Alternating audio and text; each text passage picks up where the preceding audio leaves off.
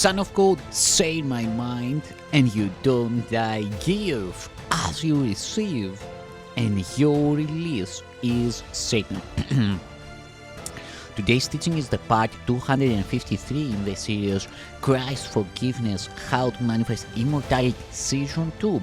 And the name of today's teaching is Sin as an Adjustment. The belief in sin is an adjustment, and an adjustment is a change, a shift in perception, or a belief that what was so before has been made different. Every judgment is therefore a distortion and calls upon defenses to uphold it against reality. Knowledge requires no adjustments and, in fact, is lost if any shift or change is undertaken. For this reduces it at once to mere perception, a way of looking in which certainty is lost and doubt has entered. To this impaired condition are adjustments necessary because it is not true. Who need adjust to truth, which calls on only what he is to understand? Adjustments of any kind are of the ego, for it is the ego's fixed belief that all relationships depend upon adjustments to make of them what it would have them be. Direct relationships in which there are no interferences are always seen as dangerous. The ego is the self-appointed mediator of all relationships, making whatever adjustments it deems necessary and interposing them between those who would meet to keep them separate and prevent their union. It is this studied interference that makes it difficult for you to recognize your holy relationship for what it is. The holy do not interfere with truth.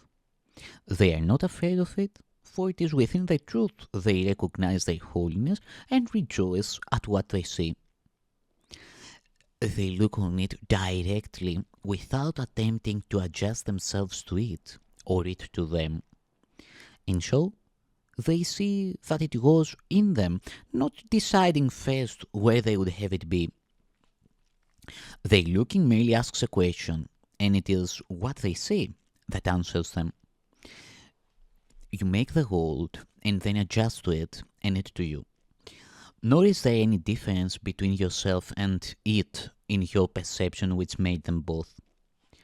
A simple question yet remains and needs an answer. Do you like what you have made? A world of murder and attack through which you thread your timid way through constant dangers, alone and frightened, hoping at most that death will wait a little longer before it overtakes you and you disappear? You made this up. It is a picture of what you think you are, of how you see yourself. A murderer is frightened, and those who kill fear death. All these are but the fearful thoughts of those who would adjust themselves to a world made fearful by their adjustments. And they look out in sorrow from what is sad within, and see the sadness there. Have you not wondered what the world is really like, how it would look through happy eyes? The world you see is but a judgment on yourself. It is not there at all. Yet judgment lays a sentence on it, justifies it, and makes it real. Such is the world you see, a judgment on yourself and made by you. This sickly picture of yourself is carefully preserved by the ego, whose image it is and which it loves, and placed outside you in the world. And to this world must you adjust as long as you believe this picture is outside and has you at its mercy. This world is merciless, and were it outside you, you should indeed be fearful. Yet, it was you who made it merciless, and now, if mercilessness seems to look back at you, it can be corrected. Who in a holy relationship can long remain unholy? The gold, the holy sea, is one with them, just as the gold the ego looks upon is like itself. The gold the holy sea is beautiful because they see their innocence in it. They did not tell it what it was. They did not make adjustments to fit their orders. They gently questioned it and whispered, "What are you? What are you?" And he, who watches over all perception, answered, "Take not the judgment of the world as answer to the question, what am I? The world believes in sin, but the belief that made it, as you see, is not outside you. Seek not to make the Son of God adjust to his insanity. There is a stranger in him who wandered carelessly into the home of truth, and who will wander off. He came without a purpose, but he will not remain before the shining light the Holy Spirit offered, and you accepted. For there the stranger is made homeless, and you are welcome. Ask not this transient stranger, what am I? He is the only thing in all the universe that does not know. Yet it is he you ask, and it is to his answer that you would adjust. This one wild thought, fierce in its arrogance, and yet so tiny and so meaningless it slips unnoticed through the universe of truth, becomes your guide. To it you turn to ask the meaning of the universe, and of the one blind thing in all the swing universe of truth, you ask, how shall I look upon the Son of God? Does one ask of judgment of what is totally bereft of judgment? And if you have, would you believe the answer and adjust to it if it were the truth?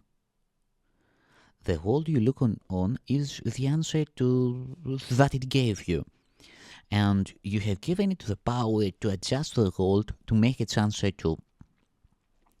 You asked this path of madness for the meaning of your unholy relationship and adjust it according to its insane answer. How happy did it make you?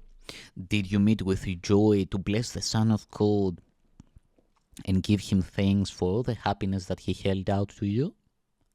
Did you recognize your brother as the eternal gift of God to you? Did you see the holiness that shone in both of you to bless the other? That is the purpose of your holy relationship. Ask not the means of its attainment of the one thing that still would have it be unholy. Give it no power to adjust the means and end. Give it no power. Prisoners bound with heavy chains for years, starved and emaciated, weak and exhausted, and with eyes so long cast down in darkness they remember not the light. Do not leap in joy the instant they are made free. It takes a while for them to understand what freedom is.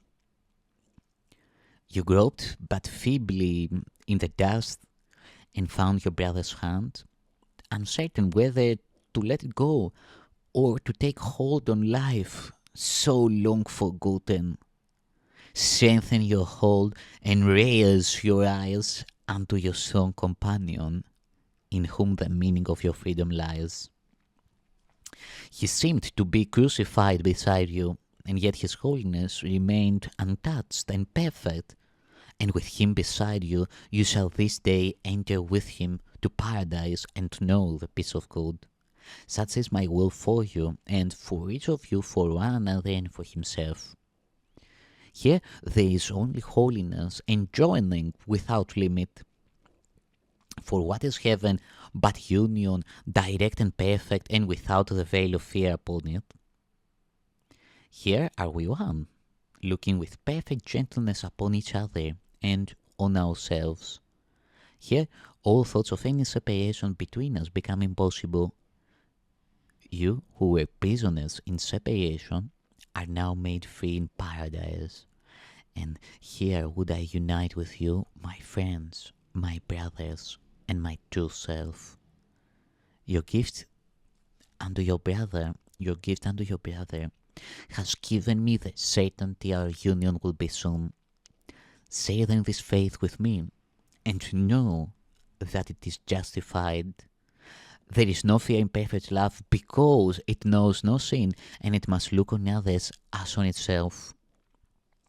Looking with charity within, what can it fear without? The innocent see safety, and the pure in heart see God within his Son, and look unto the Son to lead them to the Father. And where else would they go but where they will to be? Each of you now will lead the other to the Father as truly as God created his Son holy and kept him so. In your brother is the light of God's eternal promise of your immortality. See him as sinless, and there can be no fear in you.